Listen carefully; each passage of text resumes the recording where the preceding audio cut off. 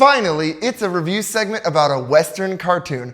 I love anime as much as the next guy, but this show has a serious tendency towards weebdom. So what iconic cartoon am I reviewing today? Avatar: The Last Airbender? Batman the Animated Series? Generator Rex? You've got to be kidding me. Forget about it? That's what I'm reviewing today? The Things I Do for Justin Todd Brown. Forget About It was a Canadian animated adult cartoon. I'm already nervous. Editors, please put up some examples of Canadian cartoons and adult animated cartoons to show people why I'm scared. My name is Angela. Hey, hello. Hey, I'm stuck. I know, the moisturizer. If you're here to tell me how terrible being a woman is, the Statue of Liberty and my mom already covered that. The French are full of shit. Your mother's a woman in decline. Forget About It stars the Falcone family, a former mob family that was relocated to Canada through witness protection. This is actually a pretty decent setup. It's a good and natural way to introduce clashing cultures for a good fish out of water story. So let's hear about this Falcone family. Well, they're supposed to be called the McDougals now, but barely anybody uses their disguise names, although Jimmy starts to use his more as the show goes on, which is a nice character arc between season 1 and 2. The show's main stars are Jimmy, an overweight father, the caretaker patriarch. His classically hot redhead wife, her name's Cookie, their 3 kids. Petey's a total nerd loser, Teresa's a dramatic teen, and Gina is a super intelligent, evil toddler. Are you kidding me? Family Guy and its consequences have done irreparable damage to animation. Why do all of these shows do this? Simple, ugly, art style, redheaded, nagging wife, loser son, evil baby, and the heavyset, dumb as a sack of bricks, dad. Wait, Jimmy's actually pretty smart in this show. The dad character is in a total freak show, and there's a genuine bond of love between the parents. They seem to care about each other and their kids. It's not just watching a depraved man and his awful wife torment their children for 5 more billion episodes. Sorry I went on a bit of a tangent there, didn't I? Where was I? Oh yeah, the main characters of Forget About It. I forgot to mention 2 of them since they don't fit into the mold shaped by that other show. Uncle Cheech is a borderline senile, absolutely insane, goofy old weirdo with a fierce sense of loyalty and love for family, rivaled and defeated only by his stupidity and selfishness. He's a fun and wacky character, and the reason they're in witness protection in the first place. Shocker. Sometimes he's my least favorite character, but I'd be lying if I said he never made me laugh. There's too many snowflakes! I can't get them all! Tell them I went down fighting! The last main character is Special Agent Straight McCool. Goofy name aside, he's a lovably dorky character. He's a Mountie that essentially roleplays as Canada's only paladin, riding his horse into the sunset and shouting cries of justice. For Canada! And the fact that we're not Australia! Each of these characters embody stereotypes rather than challenge them, but do so without making them feel one note, and they still manage to feel like they have real friendships and connections between the family and the characters. In the earliest Simpsons, I adore that family feeling, that they really do care about each other. A lot of adult animated shows feel like the families hate each other's guts and are together solely because the show deems it so. It's nice to see a family that loves each other in a show like this. I guess that's what I'm trying to say. The show still has its moments of unfortunate, crappy adult animated comedy, but I think it's vastly superior to most of its contemporaries. It's funny often, and at times genuinely makes you think, this joke is too smart for this show. Many episodes walk the line between mediocre and awesome, with the episode about Hoosiers, a Canadian subset of Drunkard, having some absolutely cringe jokes and scenes, but also some of the best gags in the entire show. The show even manages to make you feel sometimes, as some of the characters can have compelling stories, and they really feel like a dysfunctional but lovable family. They're loud and annoying and weird, but they're family. You get the sense they do love each other. The parents are in love. They care about their kids. Jimmy and the family care about Uncle Cheech, despite his wackiness. The kids, despite fighting, do care about each other, but are less endearing characters than the parents. There are some real stinker moments for sure. There's some crass lines, gross-out humor, cheap, slightly offensive jabs, and an over-reliance on sex, blood, and shock humor in Season 1. Guns and blood aren't out of context, since it's a mafia family, so they bother me less than they do on, say, Family Guy or... Anyway, the show's pretty good, in my opinion. It's got a fun theme song, just a goofy little ditty that recaps the concept, which is rare enough these days. I love theme songs. It's chock full of goofy Italian stereotype sounds and really sets the tone of the show. It's dark, but it's fun. The show even has a pretty important transgender character, and her main episode's plot/conflict is only partially about her identity. It's not a perfect episode, and there's some cringe-worthy moments throughout, especially from, unfortunately, Agent McCool. But I really like the end result that Jimmy, our tough guy protagonist, doesn't have any problem with his father transitioning, but just with her not being around in his young life. You know, they hug and talk things out, and then there's a scene where they have a cute little family dinner together, all the cast together. If the show ever returns, I hope she becomes a prominent character as part of the family, and they get some more LGBTQ writers on staff to avoid the hiccups on that otherwise decent episode. Overall, the show's decent, dare I say, mostly good. It's no Avatar: The Last Airbender, but I binged it for hours while concussed, so that has to count for something, right? Granted, I also watched a lot of Guy's Grocery Games and a bunch of simulator video games that week. Anyway, the show isn't perfect, but it was a fun time. I think it easily deserves like a solid B, B- on a grading scale, and the bar for adult animation is like An F-. So I happily encourage this show so that networks know we care about quality, care, and family. And if you think I'm not gonna stay animated, Indiana, forget about it. Seriously, how is Family Guy still running? It's painfully unfunny. The characters are all irredeemable monsters. The animation is cheap and stiff and ugly. The writers gave up like half a decade ago. Half the characters have been retconned to be less offensive. Seriously, does anyone... Have you ever looked at a character and gone, they cannot live? I don't mean the world would be better if they weren't around. I mean that the story will be worse if the main character survives. I had a case of this when I watched Studio Trigger's Cyberpunk Edgerunners. You see, Edgerunners has something in common with Hamlet and Star Wars Episode 3, Revenge of the Sith. They're all tragedies. Now you may be asking, Justin, what is a tragedy? To which I would say, what are you, 5? Did you never pass high school English? You fool, you buffoon. I am a keeper of knowledge you should know but desperately lack. Beg for my forgiveness and I may extend mercy upon your pitiful souls. Also, it's a plot structure.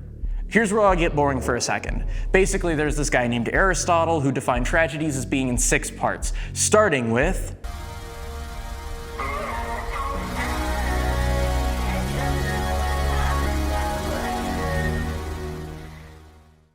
Now, I don't want to lecture you like this is 9th grade English class all over again. We all know the hero's journey and basic plot structure. Instead, I'm going to tell you what I like about Cyberpunk Edgerunners' first couple episodes. If you don't know anything about the world of Cyberpunk, it serves as an excellent introduction to the crazy world of Night City. There's crime, slums, cybernetics, crazy lingo, and so much more. David's commute to school is a perfect way to show the divide between the rich and poor as he crosses the divide from his rundown trash pile apartment building to the sterile beauty of Corpo Plaza. We're also shown the amazing antagonist for the first 2 episodes, this snot-nosed brat. He comes off as a near insurmountable threat, untouchable because of both his status and his skill, only for the inciting incident to happen. David's mom dies. It's just as sudden as it is in this script. 1 minute we're on a calm car ride back to the apartment, and the next we're flipped over, watching her unresponsive body get passed over by the same people she worked alongside just to save a higher value client. It is here that David truly loses everything. He has nowhere to go but the darkest path, and so he installs the device that will lead to his doom. The Sandevistan is a spinal implant that allows him to perceive time faster than everyone else for a brief period, effectively slowing down time. He uses this power for the first time to completely trounce his bully, a nice reversal of the fight from the previous episode. But his use of the Sandevistan catches the attention of all the wrong people, mainly the father of the punk he just wrecked and the beautiful pickpocket he meets on the trade ride home, Lucy.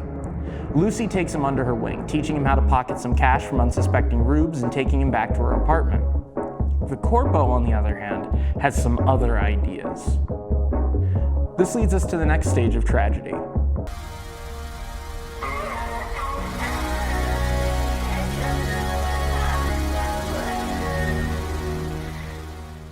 The action in this case is when David gets tricked by Lucy into joining the gang of Maine, an edge runner, which are outlaws in this world, people who find wealth and notoriety outside of the corporate ladder.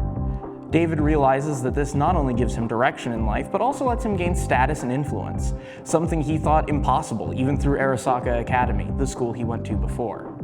He begins running with Maine's gang, meeting the rest of the show's cast, the eccentric collection of outcasts who each give David lessons on how to survive as an edge runner.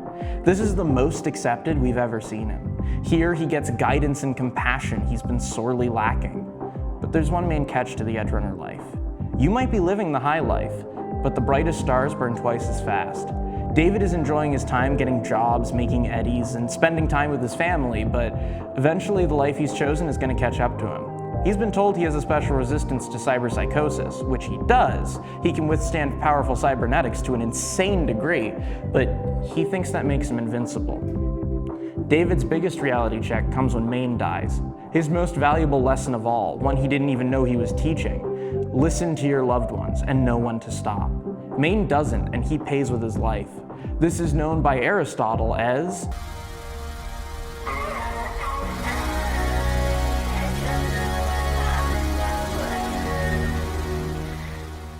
This is when the main character experiences a major change in their life. For Macbeth, this is when he is told Banquo's lineage is fated to replace him on the throne. For non-eggheads, this is when Anakin learns he can use the dark side of the Force to save Padme. For David, this is when Maine dies and the time skip happens. It's after the time skip that David becomes a true edge runner, fully replacing Maine as the head of the gang and installing cyberware that makes him physically similar as well. David now cannot truly return to the life he once had as a student with a possible future behind a desk. And he wouldn't have it any other way. His interest in Lucy develops into a full romance, and he truly begins living his best life. He's on top of the world, somewhat literally if we go by his high-rise apartment. He's making money, he's getting jobs from the mysterious Faraday, and he's got enough cyberware to make him the most powerful member of his gang. But the cracks are beginning to form. And we move on to the next stage. David is on the fast track to the end, as we experience.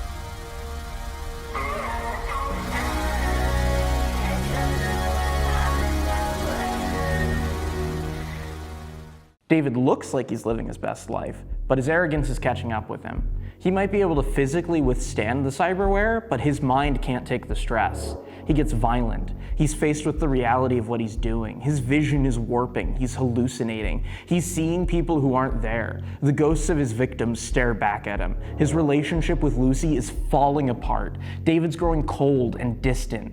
Lucy begs him to let up on the implants, but he doesn't listen. He's learned nothing from Maine. His arrogance is his tragic flaw. Now, you might be asking, Justin, what's a tragic flaw? In tragedies, the hero is often doomed because of a single flaw in their character that leads to their downfall. In Hamlet, it's his incessant need for proof. In Star Wars Episode 3, it's Anakin's fear of losing Padme. David's tragic flaw is his arrogance. He thinks that just because he's special, he's free from consequence. Your tragic flaw is asking me about things you should have remembered from English class. Have you learned nothing? Did you not pay attention? You're a fool. You know nothing. Do I need to spoon feed you everything? I am the master of tragedy, knower of plot structure. Bow before me and you may be saved. Anyway, David's going down the same path as Maine, and the audience can see it happening. But outside of that, David is being doomed by forces outside of his control. That corpo at the beginning, yeah, he has plans for David. David's resistance to cyberpsychosis has intrigued this sinister suit, and David's been unknowingly picked for a top secret program for Arasaka. Faraday, the man who gets the gang their jobs, is secretly in cahoots with Arasaka, and David gets a job from him that he doesn't know is a well-laid trap. David is being led straight to the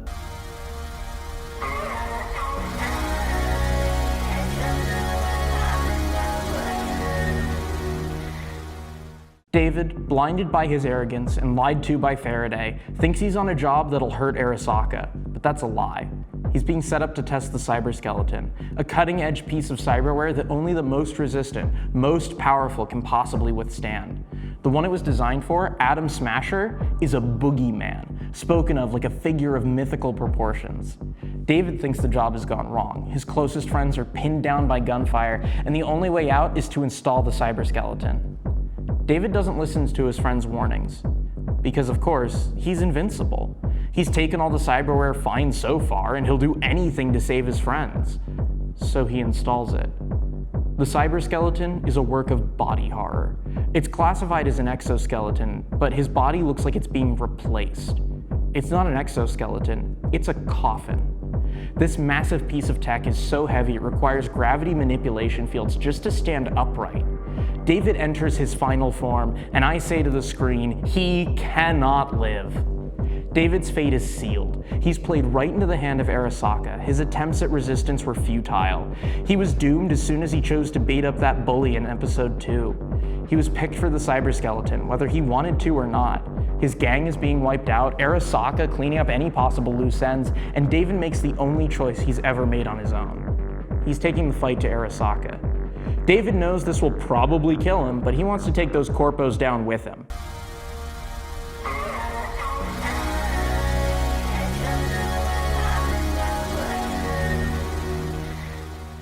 The cyberskeleton, as it turns out, was too much for David's mind.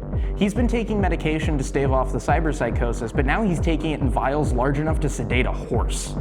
It's still not enough. He's losing his mind, and he's losing it fast. His friends say their last goodbyes to him, and he goes full cyberpsycho. He faces the man, the myth, the legend, Adam Smasher. Their fight is legendary. 2 walking tanks facing off. The only one we've ever seen with a Sandevistan, and he treats it like it's nothing. David puts up a good fight, as does his friends, but his fate is already sealed. Just like the end of the OP, he gets violently trepanned. And everyone watching gets to finally breathe out a sigh of relief. David was doomed. It just took him 9 episodes to realize it.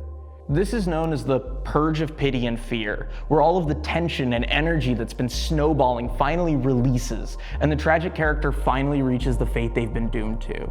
For Macbeth, Hamlet, and David, that means death. For Anakin, that means becoming Darth Vader and losing Padme. No matter what it is, it's the final release of tension, the catharsis the audience looks for, and what makes tragedy so appealing. However, there is a bit after the catharsis for Edgerunners. A new hope, if you will. Lucy, David's girlfriend, has had one dream throughout the whole show. She wants to go to the moon. An expensive but achievable goal for those in Night City.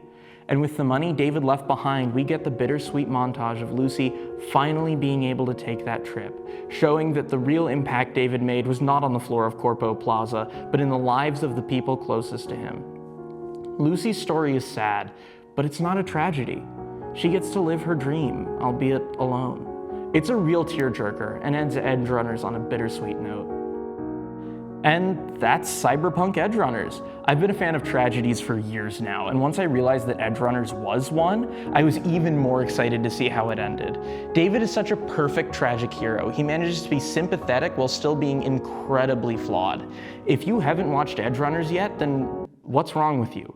Why did you watch this segment? You just had the whole show spoiled. Well, either way, I skipped a lot of things, including the incredible side story that Kiwi has, or Best Girl Rebecca, the foreshadowing of the first scene of the show, and the fantastic soundtrack, and just so many other things. Go watch it. And as always, stay animated, Indiana.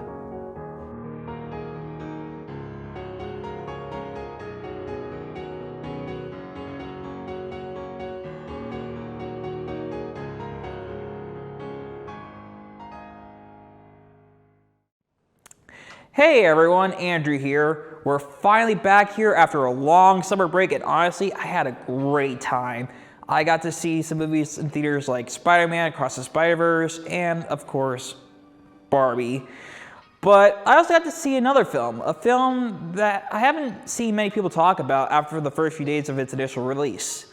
The film that I'm referring to is none other than Teenage Mutant Ninja Turtles Mutant Mayhem.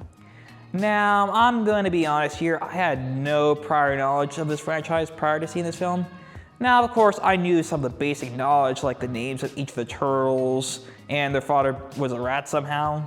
But besides that, and having some memories of watching a few of the 2012 TMNT series, I didn't know anything about this franchise. Like, if you asked me who this Rhino character was, I would have no clue. But seeing how intriguing the animation style was, and considering that this was a fresh new slate of the franchise itself, I knew I had to watch it. And when it came out to theaters, and after seeing it in theaters, wow, I had a blast seeing it. Now, I get why some may not be interested in seeing this movie to begin with. You have certain fans boycotting this film because of how Nickelodeon treated the ending of Rise of the TMNT series in order to prioritize this film, which, yeah, I get that. And you have some who think, what is this Across the Spider-Verse ripoff? I'm giving my money to a true masterpiece of this film, not this garbage. And then to top it all off, this film had to release 2 weeks after the release of the biggest blockbuster of the year. But I'm here to tell everyone here that you should give this film a chance, and here's why. I should probably get the animation out of the way because that's probably the draw most people had when seeing the initial trailers. Now, while the film does use animation similar to films like Spider-Verse and Puss in Boots: The Last Wish, the film's style was inspired to look like it was scribbled on a teenager's notebook. It used rugged lines to make lighting, and the human faces aren't the prettiest out there.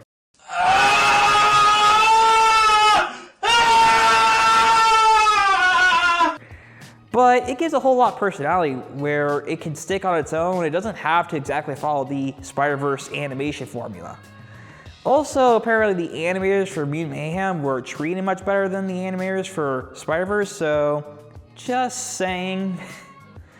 I also really like the designs for the Turtles and the other mutants. You could tell they were heavily inspired by the 80s Turtles, while also giving them a unique twist, whether that be Donatello's glasses or Raphael's scars and scratch marks. It makes each Turtle's designs more distinctive, all while not being too different like the different designs in Rise.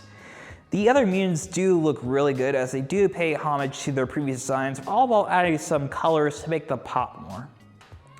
While on the topic of character designs, I should probably move on to the characters themselves. The Turtles are the same as always, where Leo's the leader, Donnie is the tech, and Giga Nerd who watches anime. Heck yes! Raphael is the more aggressive one, and Mikey is the chill, funny guy that you just want to hang out with. However, one key difference I like with these Turtles compared to the previous iterations is that they actually feel like teenagers in this film. Looking at the previous incarnations of the Turtles, there was less of an emphasis on the teenage aspect of Teenage Mutant Ninja Turtles, and you could easily get confused them as young adults trying to get through life as a manager at McDonald's or something. But in this film, all the Turtles' voice actors were teenagers, and they did a lot of improvs that makes them feel and sound like teenagers. You do get a decent amount of Gen Z humor in this film, which might become dated over time, and to some it might get annoying. But there's plenty of other humor to be found in this film that I'm sure many people can enjoy. Yeah. This choice of direction also helps build the narrative that this film follows, but we'll discuss that more shortly. Overall, I love the dynamic these Turtles have, and they generally sound like a cool group of friends that you just want to hang out with. They may lack some depth that the other Turtles had in the television shows, but it doesn't feel watered down to the point that they're just shells of their former selves. Ha, see what I did there? Master Splinter is probably the most controversial character TMNT fans had to complain about. Unlike in previous versions where he had a previous human life where he was a master of martial arts, in this version he was just a random rat that had no home or family, until he met the Turtles as babies and then proceeded to get mutated as well.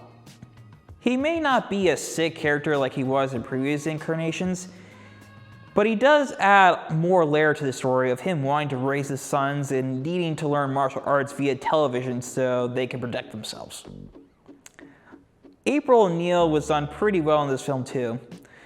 She had her own goal of becoming a reporter, but has issues achieving that goal, so she gets help with the Turtles by reporting on their missions that they go on, all while the Turtles benefit from having her around by being their first source of human contact, and spreading the positive light on these Turtles. So yeah, her role in this film fits perfectly. The only downside to her character has to deal with her being targeted towards Leo as a possible love interest. First of all, I don't know how, biology speaking, how this makes sense. Like, huh? Secondly, while it's not terrible, I just think it makes more sense to have her as only a human friend to the turtles and not a love interest. Apparently they did just that to Rise, so I don't see why the story crew had to include a love interest to begin with. Now, the last part of this film I want to talk about today has to do with the story, which to many people they consider to be the weakest part of the film. And yes, if you were expecting the story to have a complex background with so many twisted turns throughout it, like Across the Spider-Verse, this film is going to be a bit of a letdown. However, I do like the messages this film is trying to tell. You have a united motive where all 4 teenagers want to leave their home and explore the world above them. But in order for them to do so, they must be accepted by society, and their solution is to take down these other mutants who are causing this mayhem in the streets to garner recognition. And all this is going on while their dad is reluctant for them to do so because he has seen how cruel society can get, and he wants to protect his kids from that danger. So basically, the story is reflecting teenager struggles. It's not original, but the way that they presented it in this film and tied everything together just works so well. You could tell each character had an important role in this film, and you can tell their goals and inspirations in this film were meaningful. Oh, and the action in this film is top notch. Lots of fluid, lots of details, and of course, it's a lot of fun. And when you add this film's soundtrack on top of it, then you get a great action film. Oh, speaking of soundtrack, the music that gets used in this film just hits right. They mix some upbeat music with some jazz and hip hop, and it just blends it so well with the movements in this film. So great. So to wrap things up here, I think this film is great. It may not be a masterpiece of film, but you will get a fun time out of it. There are TMNT fans who say this is the best theatrical TMNT film yet, and I genuinely believe in them. You get just about everything you could want in a TMNT film, and again, coming from someone who had very little knowledge of this franchise prior to seeing this film, it's a great way to get an introduction to this story.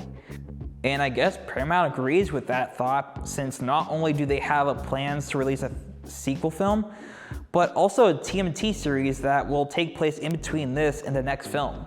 And you know what? I'm all in for that.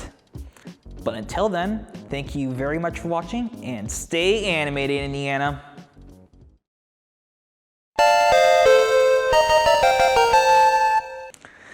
But in this film, all the Turtles' voices... Wait. Alright, I'll start with Bud. Yeah. But in this film, all the Turtles' voice actors were teenagers, and they did a lot of improv to make them feel like they sound like teenagers. I can hear you all just saying "but." God damn it. All right. Anyway, start from Bud. Gosh damn it. All right. But in this film, all the my goodness. Now you're making me laugh. Crap. All right.